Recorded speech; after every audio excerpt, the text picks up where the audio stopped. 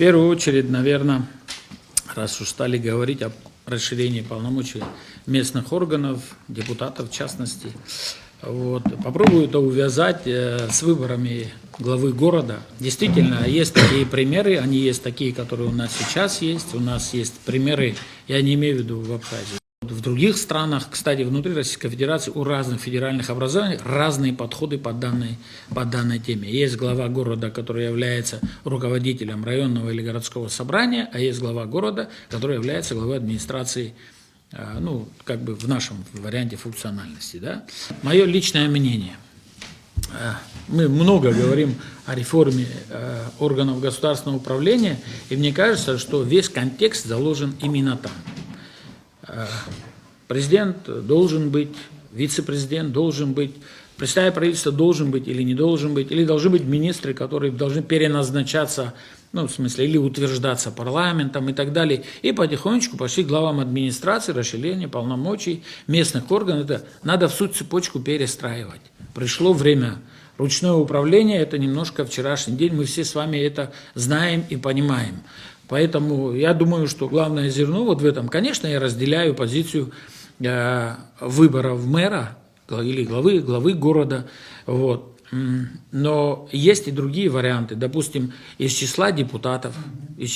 Такой вот пример здесь был, потом почему-то взяли и поменяли.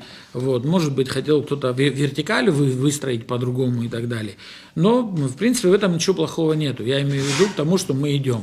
Что касается столицы конкретно, да, я считаю, что столица должна жить и существовать по отдельному закону. По отдельному закону, не по закону местных органов самоуправления, так образно выразимся, по отдельному. Конкретно, если говорить про Сухум, у нас готовый проект, мы его составляли, пока с городским собранием мы это не обсуждали, потому что каждый раз приходится вносить правки в разные другие законы, с теми, с которыми есть пересечения, да? Не потому, что хочется выделиться. Но раз мы считаем все-таки все, что я здесь от вас услышал, что город Сухум, на него надо равняться, да, другие районы столица. И так далее, столица, да. Вот. Ждут, да. Поэтому, наверное, пришло время, да, такие инициативы должны быть. Мы обсудим с городским собранием и, наверное, будем пытаться такую попытку инициировать. То есть я поддерживаю эту историю о том, что человек в столице должен быть избран. Какая форма? Прямые выборы или это из числа депутатов городского собрания? Вопрос такой. Но это моя принципиальная позиция. Не то, чтобы мы мэра выбирали, да, городов. Я считаю, мы и главы администрации сел должны выбирать. Потому что только так можно выстроить систему ответственности между властью и народом. Только так. Потому что когда какой бы хороший мэр не был, он ответственен перед тем, кто его может назначить, и перед тем, кто его может снять. К сожалению, это так работает. Не только это везде. И поэтому, чтобы и компенсировать, так скажем, и мэра, чтобы мы граждане сухумчане, сами выбирали, и, конечно же, местному собранию надо дать больше полномочий в части, я считаю, контроля за деятельностью администрации. Чтобы система друг друга дополняла, была система сдержек и противовесов, чтобы я спокойно знал, что есть мэр, которого я выбрал, и даже если у моего мэра будут какие-то проблемы, есть местные депутаты, которые его будут контролировать. Да, и так только сдержки и противовесы в обратном порядке, как это работает, я тебя не понял. Сдержки и противовесы это там. Я просто не хотел перебивать, но это уже несколько раз прозвучало. Здесь не могут быть сдержки и противовесы. Одну секунду, давай я тебе. Нет, здесь этот принцип не работает. Адгур, дорогой мой, я тебя очень уважаю, ты знаешь наши отношения. Да? Здесь это не работает. Здесь надо или одно выбирать, или другое. Это о реформе я тоже свое скажу. Просто сдержки здесь не работают. Ну, ты договаривай, вот эта фраза «сдержки», я тебе говорю, что здесь сдержек, это не спор, Саид. Это просто здесь не работают сдержки и противовесы, так как у другой стороны рычага на городское собрание нету в администрации. Поэтому я хотел коротко подправить этот момент, что здесь не работает. Что касается контрольных функций, Адгур Амиранович, вы подняли вопрос, но я внимательно слушал, тем более это была, честно говоря, вступительная часть, вряд ли это вы упустили или специально, или как, не знаю. Контрольное управление, которое находится в администрации города, это отдельное муниципальное учреждение, создано для того, чтобы контролировать функциональную часть местных предприятий и организаций.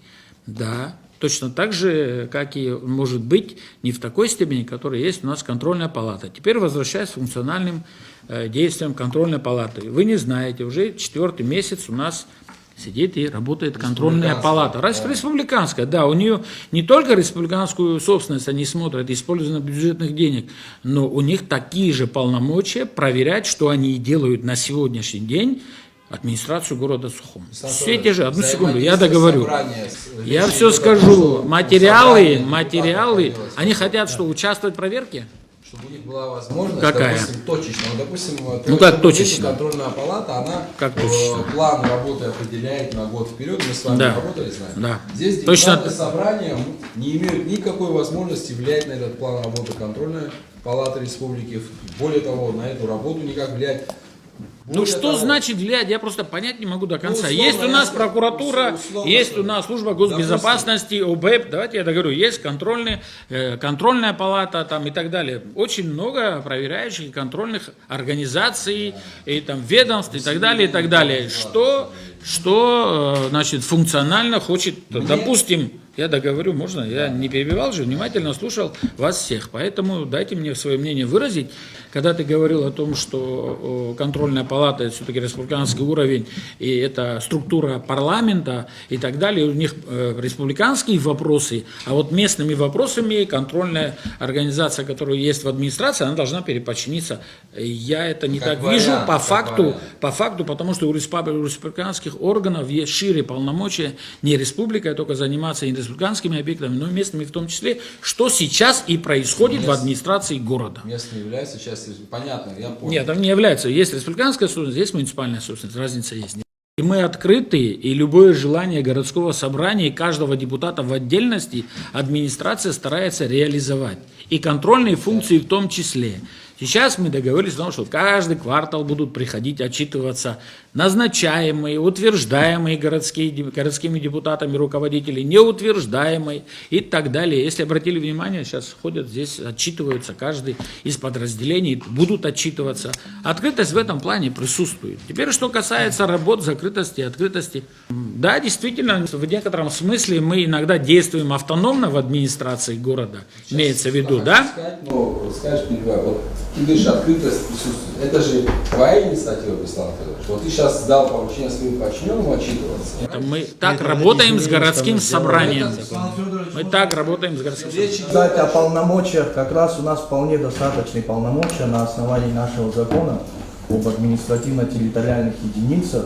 И со стороны главы города нет никаких, то есть нам трудностей. Мы любое управление можем запросить, попросить прийти, не то чтобы попросить отчет, мы можем прийти по месту, проконтролировать каждый рубль, каждую копейку, при желании депутат любой имеет на то основания законные. Это не чья-то какая-то прихоть, поэтому каждый депутат, желающий этого, он может свободно сделать проблемы это. Нет. Проблемы в этом нет абсолютно никакой. Вопрос, то, что ты сейчас поднял, там, в продолжении, да, я его обратно возвращаю к реформе. К реформе полномочий местных органов и так далее. Ради эксперимента, давайте, пожалуйста, я вообще не против, у нас есть контрольный управление, пускай можете ознакомиться, внести корректировки в его план мероприятий на этот год, вообще не вопрос, пускай он раньше вам принесет сюда этот, результат проверки, потом ко мне, потому что это для меня точно не принципиально и никогда не было. Другое дело, что есть выстроенная сегодня вертикаль, плохая, хорошая, она как-то работает, мы все хотим большего и лучшего. Поэтому все надо начинать с самого верху и потихонечку спускать. Или мы дело в том, что один кирпичик вытащим какой-нибудь, вдруг у нас все это дело посыпется. Я не говорю о том, что высокого мнения о себе или о городском собрании и так далее. Потому что моментально у нас же все быстро срабатывает информационно, правильно? У нас есть другие коллеги, главы администрации районов и районные собрания в том числе. У них тоже возникнут, может быть, желания еще другие. Поэтому это надо сделать прикладным способом. Написать документ, дать на ознакомление и общественным организациям, и политическим партиям. То есть нужна реформа. Я когда-то, когда было свободное время, между тем, пока работал на государственной службе, иногда там занимался некоторыми вопросами, вариантами реформирования, скажем. Есть наработки в этом плане, как выстроить новую модель государственного управления, например, да? Вот. Можно все это дело туда вписать. И контрольные функции местных органов по отношению к местным бюджетам, администрациям и так далее, и контрольные функции, там, допустим, контрольная палата может еще шире там взять и так далее. И все это можно там и опять написать. Я предлагаю вообще с этого, если мы, этому посвящена основная цель того, что вы сегодня пришли, что вы с этого начали. Вы с этого начали, господа депутаты, мы вам предлагаем расширить ваши полномочия. Этот посыл, я главный, который услышал здесь, да, там, и все остальные тоже я сейчас постараюсь пройтись. Поэтому, господа депутаты, да, это нужно, это надо делать в большой, серьезной цепочке госуправления. Это я, как Беслан Ишбагры, который несколько раз работал в правительстве, имею определенный опыт депутатской работы и сейчас работаю в администрации города. Это мое личное, субъективное мнение. Так. Поэтому вот абсолютно нету проблем. Ребята знают, что на любого рода такого. Да. Единственное, что я иногда не приветствую, говорю открыто, когда одного из руководителей там дергают, допустим, а там получаются смежные вопросы. Где-то водоканал, где-то ДРСУ, где-то строители. И один из тех, кто работает на месте, может не дать полную информацию. Полную информацию могу иметь я, на процентов 90-99. Или заместители, которые ведут то или иное направление. Вот в этом у нас есть здесь небольшие шероховатости, в том плане, что когда придет кто-то отчитываться, чтобы кто-то с ним вместе был, который и финансовую даст объяснение, разъяснение, да, и вот, а в остальном, я думаю, у нас особых проблем нету. Это ты, может, это на личностный фактор перенесешь. Поддерживаете то, что Я поддерживаю только системные реформы, Адгур Амирович. Я не поддерживаю такие вещи, которые могут нарушить какую-то конструкцию, потому что я себя считаю человеком осторожным, и если что-то делать, уже надо делать основательно.